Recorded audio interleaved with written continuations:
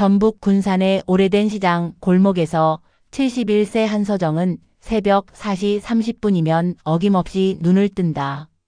30년째 이어온 습관이다. 서정의 하루는 언제나 반찬 가게 준비로 시작된다. 오늘은 콩나물 무침이랑 시금치나물을 더 만들어야겠네. 서정은 작은 부엌에서 혼잣말을 하며 앞치마를 맸다. 남편이 세상을 떠난 지 벌써 25년. 그때부터 지금까지 단 하루도 쉰 적이 없었다. 아들 도연이 어릴 때는 더 힘들었다. 새벽에 반찬을 만들고 도연을 학교에 보낸 뒤 시장에 나가 저녁까지 일했다. 손님이 없는 날에는 밥 한 끼를 굶기도 했지만 도연만큼은 굶기지 않았다. 대학 등록금을 위해 반찬 한 통 팔며 돈을 모았다. 그렇게 어렵게 마련한 28평 아파트는 서정의 자랑이자 평생의 보물이었다. 엄마, 결혼하면 같이 살자. 도연의 말에 서정은 얼마나 기뻤던지 모른다. 며느리 지민도 처음에는 다정했다.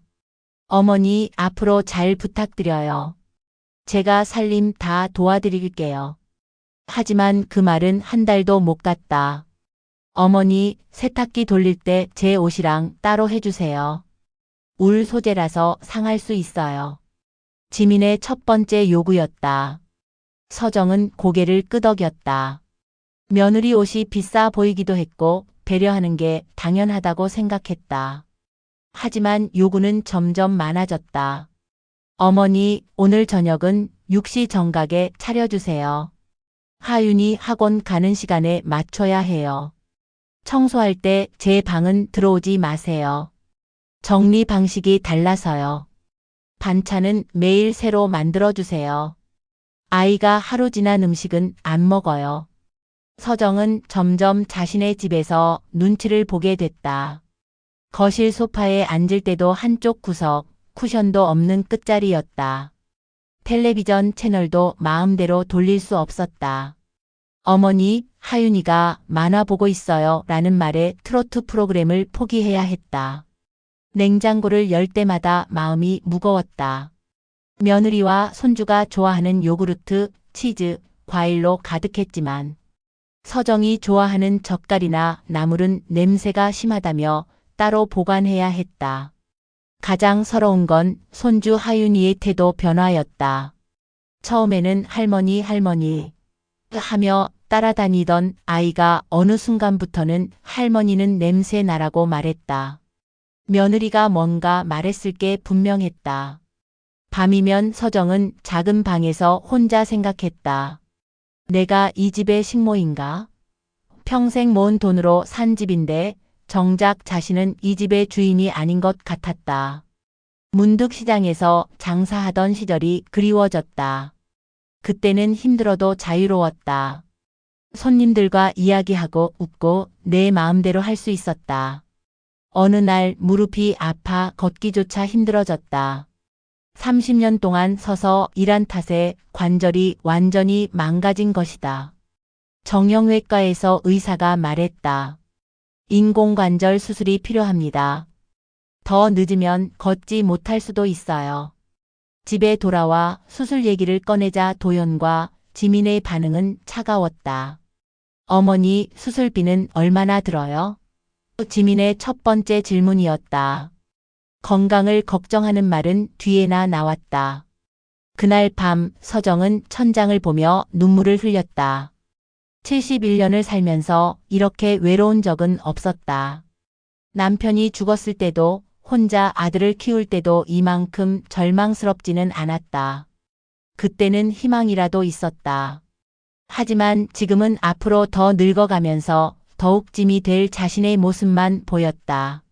내가 언제까지 이렇게 살아야 하나. 서정은 작게 중얼거렸다. 그 순간 마음 한구석에서 작은 목소리가 들려왔다. 이제 나를 위해 살아도 되는 거 아닐까?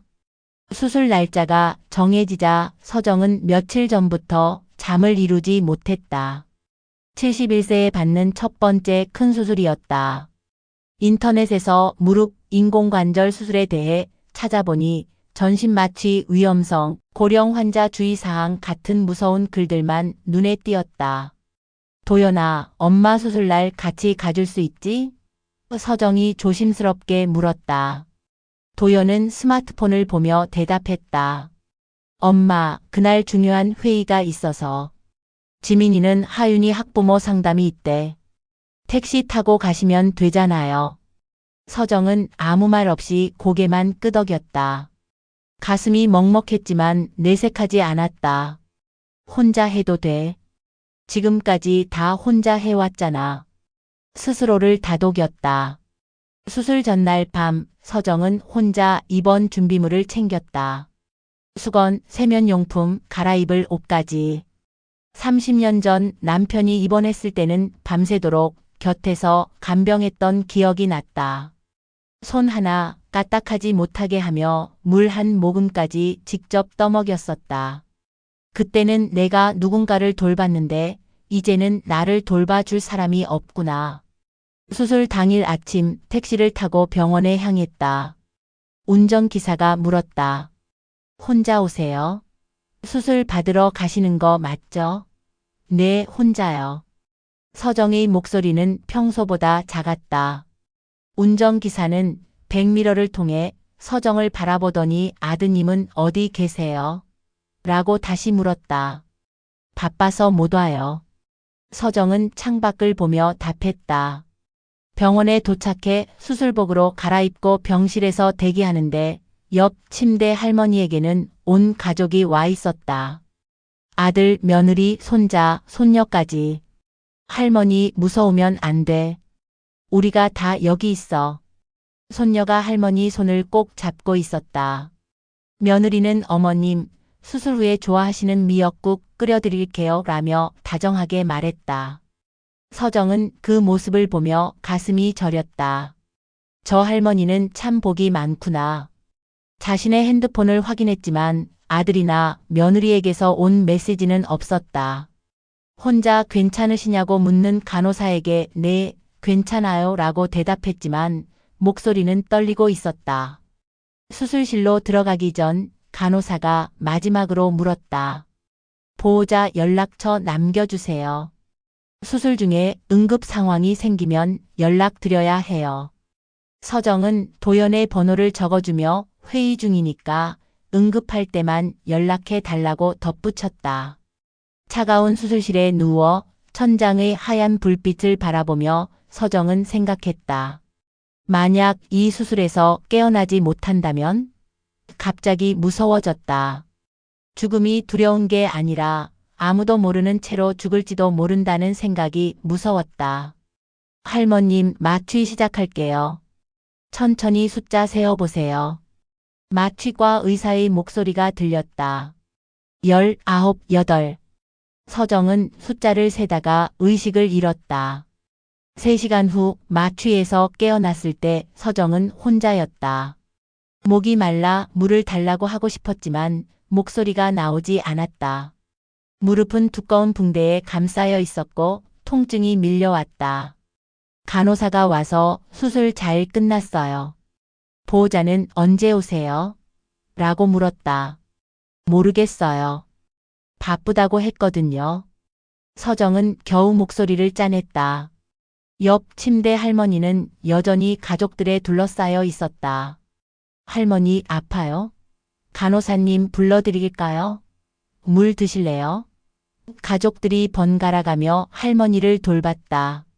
서정은 그 소리를 들으며 눈물을 삼켰다. 저녁 7시가 되어서야 도연이 나타났다. 엄마, 수술 잘 끝났네요. 회의가 너무 길어져서.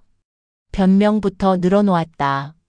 서정은 괜찮다고 말했지만 도연은 10분도 채 있지 않고 내일 또 올게요 라며 서둘러 나갔다. 지민은 끝까지 나타나지 않았다. 퇴원 후 일주일이 지났지만 서정의 무릎은 여전히 아팠다. 물리치료를 받으러 병원에 가야 했지만 대중교통을 이용하기 힘들었다.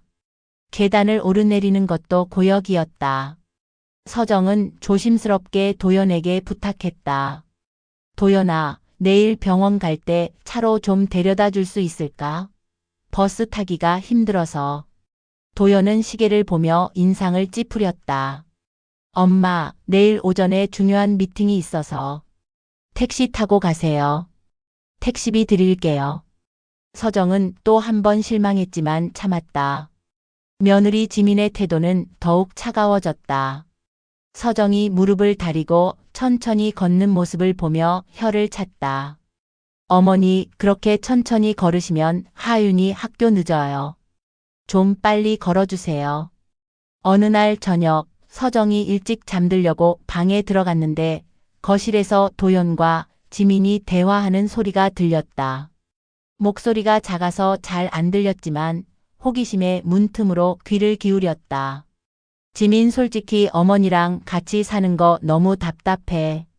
친구도 못 부르고 우리 생활도 완전 제약받잖아. 애도 할머니 따라 하려고 하고. 도연, 그러게 말이야.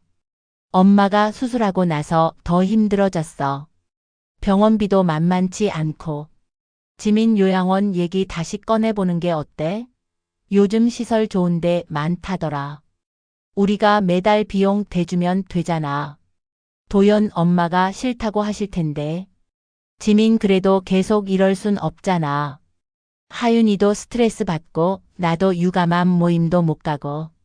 솔직히 어머니 때문에 우리 생활이 너무 위축돼. 서정은 문 앞에 서서 온몸이 굳어버렸다. 다리에 힘이 빠져 벽에 기댔다. 가슴이 답답해서 숨을 쉬기 힘들었다. 40년 동안 아들만을 위해 살았는데 돌아오는 건 요양원이었다. 그 순간 지민의 목소리가 다시 들렸다. 그리고 솔직히 어머니 냄새도 좀. 나이 드시니까 어쩔 수 없지만 하윤이가 할머니랑 있기 싫다고 하더라고. 서정은 더 이상 듣고 있을 수 없어서 조용히 방으로 들어갔다. 침대에 앉아 두 손으로 얼굴을 감쌌다. 눈물이 쏟아졌지만 소리내어 울 수는 없었다. 며느리와 아들이 들을까봐. 내가 정말 냄새가 나나? 손주한테 스트레스를 주고 있었나? 서정은 자신의 옷을 냄새 맡아봤다. 평소와 다르지 않았다.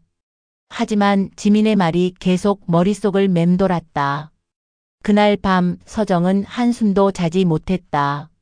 새벽이 되어서야 잠시 잠이 들었다가 평소보다 늦게 일어났다. 거실에 나가니 도연과 지민은 이미 출근 준비를 하고 있었다. 평소와 다를 바 없이 어머니, 안녕히 계세요 라고 인사했지만 서정에게는 그 목소리조차 거짓으로 들렸다. 며칠 후 도연 가족은 제주도 3박 4일 가족여행을 떠났다. 어머니는 무릎이 아프시니까 집에서 쉬세요 라는 말과 함께 서정은 혼자 남겨진 집에서 처음으로 솔직한 감정과 마주했다. 냉장고를 열어보니 아이들이 좋아하는 요구르트, 우유, 과자들로 가득했다. 서정이 좋아하는 건 하나도 없었다. 거실의 소파에 앉아보니 쿠션이 하나도 없는 끝자리였다. 텔레비전 리모컨도 아이 프로그램만 즐겨찾기 되어 있었다. 서정은 그제야 깨달았다. 이 집에서 나는 손님도 아니고 주인도 아니야. 그냥 쓸모 있을 때까지만 있어도 되는 존재구나. 그날 저녁 서정은 오랫동안 창밖을 바라봤다. 71년을 살면서 누구를 위해 살았나? 남편을 위해, 아들을 위해, 손주를 위해. 그럼 나는 언제 나를 위해 살았을까? 이제 나를 위해 살아야겠다. 서정은 작지만 분명한 목소리로 중얼거렸다. 그 순간 마음 한구석이 시원해지는 걸 느꼈다. 도연 가족이 제주도 여행을 떠난 사흘째 되는 날, 서정은 중요한 결정을 했다. 새벽에 일어나 거울을 보며 스스로에게 말했다. 한서정, 이제 정말 용기를 내봐. 오전 10시 서정은 동네 부동산에 찾아갔다. 부동산 중개사는 70대 할머니가 혼자 찾아오자 놀란 표정을 지었다. 할머니, 무슨 일로 오셨어요? 28평 아파트 팔려고 해요. 급하게 팔고 싶어요. 중개사는 서정의 진심을 파악하려는 듯 물었다. 아드님은 아세요? 이런 큰일은 가족과 상의하셔야 하는 거 아닌가요? 서정은 단호하게 대답했다. 제 이름으로 된 집이에요. 제가 번 돈으로 산 집이고요. 가족 상의는 필요 없어요.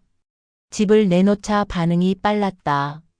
28평의 역세권이라 금방 관심을 보이는 사람들이 나타났다. 이틀 후 신혼부부가 서정의 집을 보러 왔다. 할머니, 집이 너무 깨끗하고 좋아요. 바로 계약 가능한가요?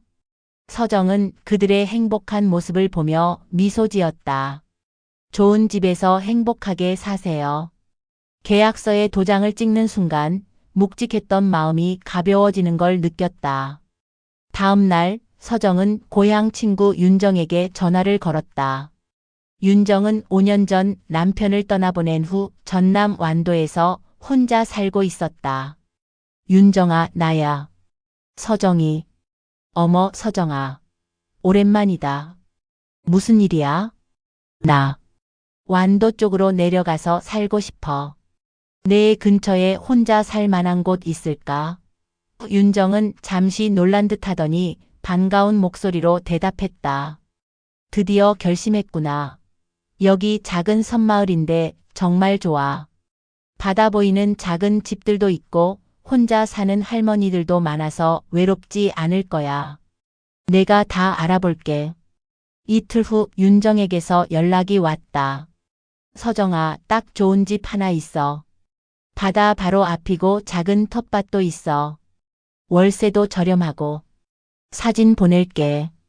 사진을 받아본 서정은 한눈에 마음에 들었다. 작지만 깔끔한 집, 앞마당에는 작은 텃밭, 그리고 집 앞으로 펼쳐진 푸른 바다. 여기다. 서정은 확신했다. 집을 정리하는 일주일 동안 서정은 30년의 세월을 정리했다. 아들 어릴 때 사진, 남편의 유품들, 그리고 시장에서 받은 각종 표창장들. 추억이 담긴 물건들이었지만 이제는 짐이었다. 꼭 필요한 것들만 골라 박스에 담았다. 가장 마지막에 챙긴 건 유기견 몽이었다. 3년 전 시장 근처에서 떠돌던 것을 서정이 데려온 작은 개였다. 가족들은 처음에 반대했지만 몽이만큼은 서정을 끝까지 따랐다. 몽아, 우리 바다 보러 갈까? 몽이는 꼬리를 흔들며 서정을 바라봤다. 서정은 몽이를 안고 마지막으로 집을 둘러봤다. 30년을 살았던 집이지만 아쉬움은 없었다. 오히려 가슴이 시원했다. 현관문 앞에서 마지막으로 뒤를 돌아본 서정은 작게 중얼거렸다. 이제 진짜 나로 살 거야. 옆집 할머니가 서정을 배웅했다. 서정 씨, 어디 가시는 거예요? 바다가 보이는 곳으로 가요. 서정의 대답은 간단했지만 목소리에는 설렘이 가득했다. 택시에 올라 창밖을 보니 군산 시내가 보였다. 30년 동안 살았던 곳, 아들을 키웠던 곳, 꿈과 절망을 함께 했던 곳. 하지만 이제는 과거였다. 기사님, 기차역으로 가주세요. 서정은 몽이를 쓰다듬으며 새로운 시작을 준비했다. 완도에서 배를 타고 30분을 더 가야 하는 작은 성. 그곳이 서정의 새로운 터전이었다. 배에서 내려 첫 걸음을 내딛는 순간 바닷바람이 얼굴을 스쳤다. 71년 만에 처음 맡아보는 자유의 냄새였다. 윤정이 선착장에서 기다리고 있었다. 서정아. 두 사람은 30년 만에 만나는 듯 반갑게 껴안았다. 정말 왔구나. 용기 있다, 정말. 집은 바다에서 걸어서 3분 거리에 있었다. 작지만 깔끔한 단층 집이었고 앞마당에는 상추와 쑥갓이 자라고 있었다. 전 주인 할머니가 키우신 거예요. 서정 씨가 이어서 키우시면 돼요. 집주인 할아버지가 친절하게 설명해 주었다. 정말 마음에 들어요. 서정은 진심으로 말했다. 집 뒤편으로는 작은 언덕이 있고 앞으로는 끝없이 펼쳐진 바다가 있었다. 이런 곳에서 살게 되다니 꿈만 같았다. 첫날 밤 서정은 몽이와 함께 바다를 바라보며 앉아 있었다. 파도 소리가 자장가 같았다. 군산에서 들었던 자동차 소음, 아이들 떠드는 소리, 텔레비전 소리 대신 파도 소리와 바람 소리만 들렸다. 몽아, 여기서 우리 행복하게 살자. 몽이는 서정 무릎에 머리를 기대며 편안해 보였다. 서정도 오랜만에 깊은 잠에 빠져들었다. 둘째 날부터 서정의 새로운 일상이 시작됐다. 아침 6시에 일어나 몽이와 함께 바닷가를 산책했다. 새벽 바다는 고요했고 수평선 너머로 떠오르는 해는 장관이었다. 71년을 살면서 이렇게 아름다운 일출을 본 적이 있었나? 시장에 나가니 상인들이 먼저 말을 걸어왔다. 새로 오신 분이죠? 어디서 오셨어요? 군산에서 왔어요. 아, 그래요? 여기는 사람들이 다 친해요. 외로우면 언제든